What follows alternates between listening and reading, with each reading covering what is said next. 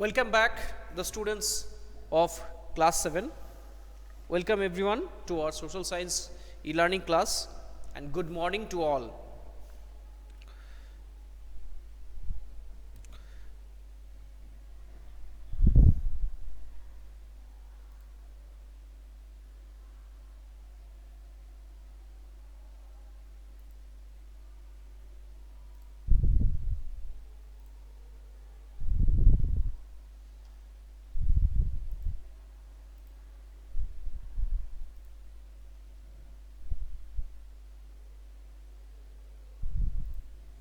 Okay, students, can you see?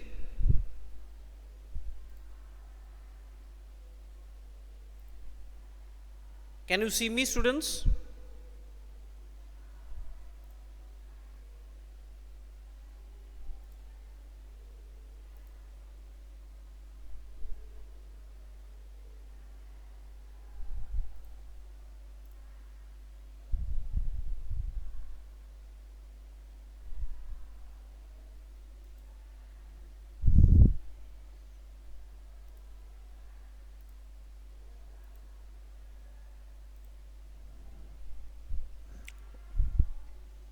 Okay, Sharona just raised her hand. Okay, Sharona, tell me if you anything to say. If you have anything to say, you can type in the chat box.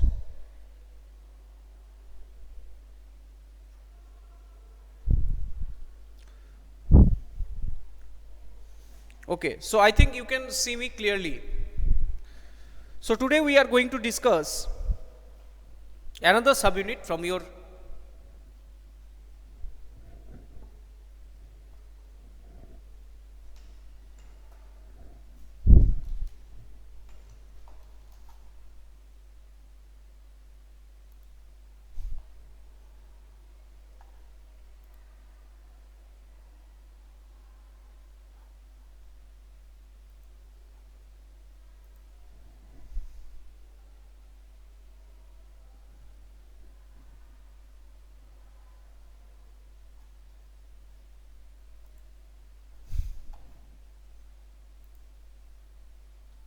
Okay, students, now you can see me clearly.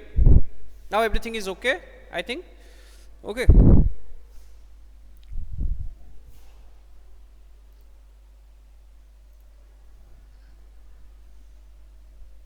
Students, can you see me now?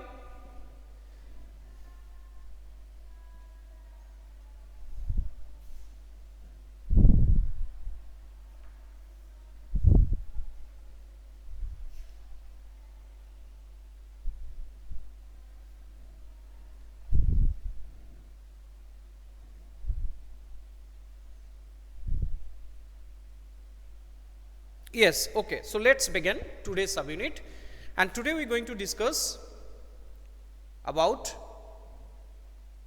another trading town, port town, that is Surat. So today's topic is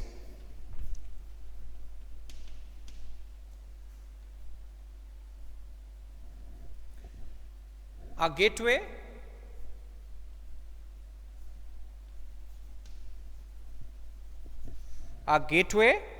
to the west. Gateway to the west, Surat. Okay, so open page number 84 in your history book. So it is in the chapter number 6, towns, traders and craftspersons. So Surat in Gujarat, today Surat in Gujarat is a small, it is also a very popular town.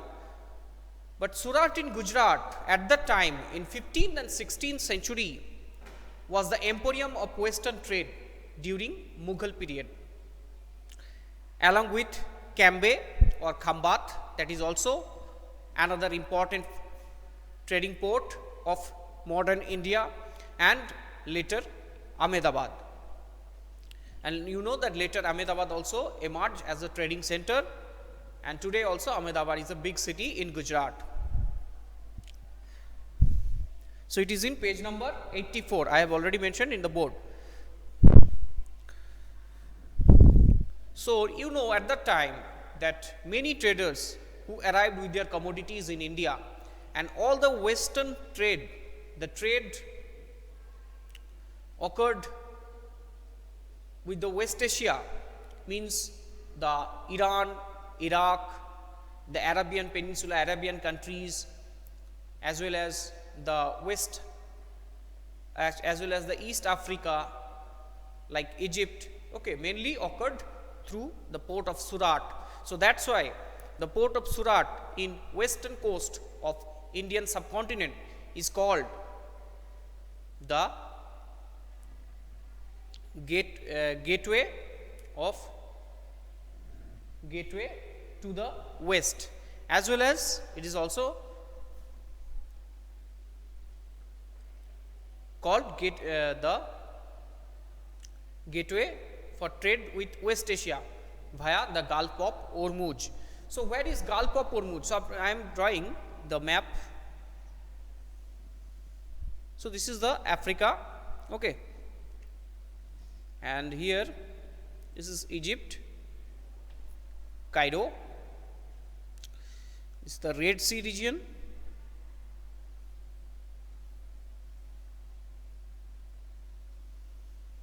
This is the Arabian Peninsula,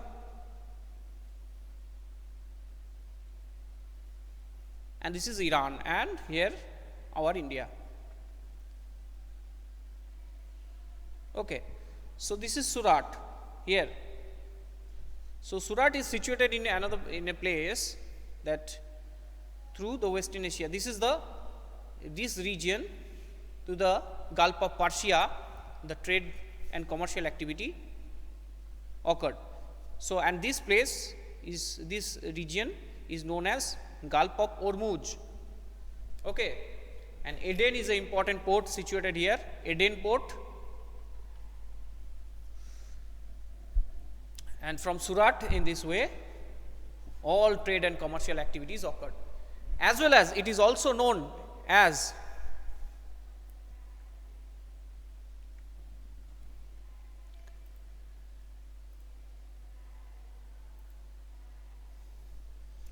so students, now you can see me clearly, I think, and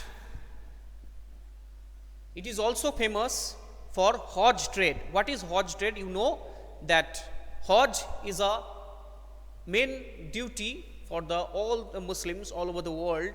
It is also mentioned inside their 5 major duties like Zakat, Namaz, and Hajj is also one important duty for the Muslims. So it was said that once in their lifetime all the Muslims should visit Makkah or for Hajj. Okay. So thousands of people every year they traveled from the port of Surat towards Mecca. Okay, and this trade is, and so that's why Surat is also known as the gateway to Mecca. And another important thing that at the time those people who traveled in the West Asia region for Hajj, when they returned from this West Asia, they took some commodities from the different ports of West Asia, and they sell these commodities in India. So this trade known as Hajj trade. Okay, and Surat is the main center of Hajj trade in India at that time. So in 17th century, people from all castes and creeds, including foreigners like Portuguese, Dutch, and English, started living in Gujarat because of their trade and commercial activities. And they had made their factories and warehouses at Surat. Factories means warehouses where they stored their commodities and other things. And there are some quarters also where they lived. Except this, as per the English chronicler, Ovington was an English chronicler who traveled at the time in India, and he also mentioned about the prosperity of Surat. And as per his chronicle, thousands of ships of different countries could be found at the port at any given time. Okay, thousands of ships can be port and be found at the port at any given time. So it has such capacity of 1,000. It has a capacity that 1,000 ships can anchor their ships on the port of Surat. So there are several retail and wholesale shop also present, those who selling the cotton textiles. Today also Surat is very famous for cheap cotton textiles, and at that time also lot of people, lot of wholesalers and small retailers means who sell products, one or two products. Okay, so they are retailers, means they sell product in a small quantity, and the wholesalers means who sell product in a large quantity. These are called wholesalers. So this type of lot of wholesalers also present at the time in Surat. Surat also famous for their gold lace borders, zari. Today also zari is found in many clothes. Okay, and in saris also it is very much popular in India as well as the outside country. And today also, and at that time also, zari had a great demand in West Asia, Africa and Europe. So numerous rest houses also present in Surat at that time, because lot of people, lot of traders and travelers, they came every day in Surat for trade and commercial activity. So they lived on those rest houses. Like today also, big businessmen, they organize meetings and they are staying in some hotels for trade and commercial activities. They organize meetings. Okay, so at the time, like hotels, there are some rest houses also made by the rulers and traders for the people who came from outside, to take care of the people that came from outside countries. And there are some magnificent buildings and pleasure parks also, like today's amusement parks. And okay, at that time also pleasure parks and huge buildings also present in Surat, and made by rich merchants and the rulers of Surat. Another important thing, that the Kathiawar set or the moneylenders or the community, they had huge banking houses in Surat, and they issue hundis. So what is hundi? You have to know first that hundi is a note recording a deposit made by a person, and the amount deposited can be claimed in another place by presenting the record of the deposit. And why did people deposited money to the Kathiawar set or moneylenders? Because at the time the sea routes are not very safe, because piracy is very common thing. If you watch that those movies, that Pirates of the Caribbean, you can get an idea about the piracy of the in Indian Ocean region, and also how did pirates, they plundered and looted the commodities and killed the people and on the trading ships. So to protect themselves, to protect their money, so most of the time the traders, they took those hundis. Hundi means in a piece of paper, the Kathiawar set or Mahajans give their stamp, and also signature was present. The the Mahajan's or Seth's signature was there and amount was mentioned, and when the same amount was, this paper was shown to another port in a different part of the world, that particular banking house also give the money to the particular person who have that, who shown them that particular type of paper. Okay. So this system is called hundi. Okay. And today it is very similar like today's check system. Okay, and this is a very easy method of money transfer at the time and was very popular. And at the time the Kathiawar, Seths or Mahajans are so much popular that their hundis were accepted in the far off markets of Basra in Iran, Cairo in Egypt, as well as Antwerp in Belgium in Europe. Okay. So in this way the hundis are accepted all over the world.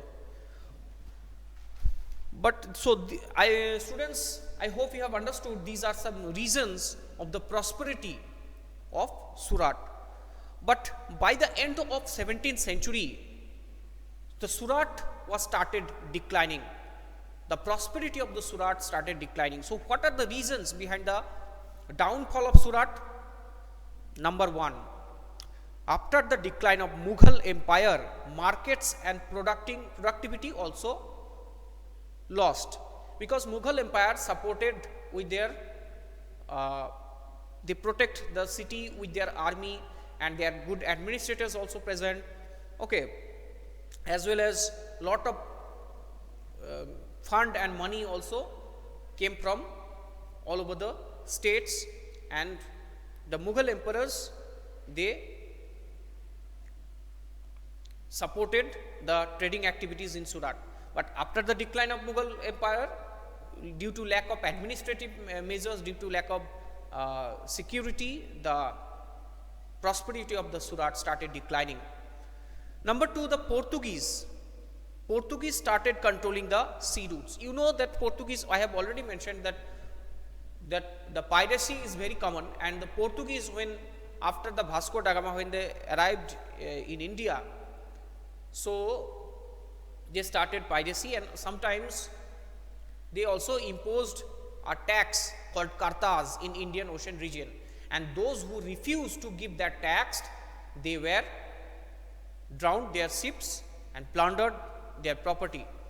Okay, so this type of things occurred in Indian Ocean region and Arabian Sea region, so it was not very safe for the traders to trade with Surat. Okay, so then Surat is very dangerous place, so people afraid of afraid to sail their ships in towards Surat. Okay, so this is the another reason, because the control of the Indian Ocean region and also the Arabian Sea region was in the hand of Portuguese. Number three reason is the Bombay. Bombay was established as a substitute port of Surat by the Britishers. It was made by the Portuguese but handed over to the British after the, as a dowry, after the marriage, when the King of England, they married the Portuguese princess. They received the Bombay and they shifted their factory and all trade and commercial activity in Bombay, because Bombay was their private port in 1688. So in this way, after that, the prosperity of the Surat started declining. So students, I think you have understood how Surat was emerged as a most powerful and prosperous port, but suddenly and it was also declined. So if you have any question, then you can ask me.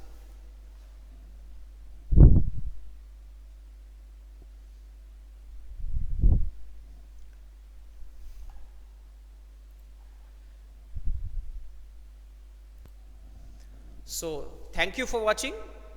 So read that subunit carefully. Next day we will going to discuss another subunit. This is the fishing in troubled waters, Mashulipattanam. Okay, another trading town, and at the time in medieval period. So thank you for watching. See you in the next class.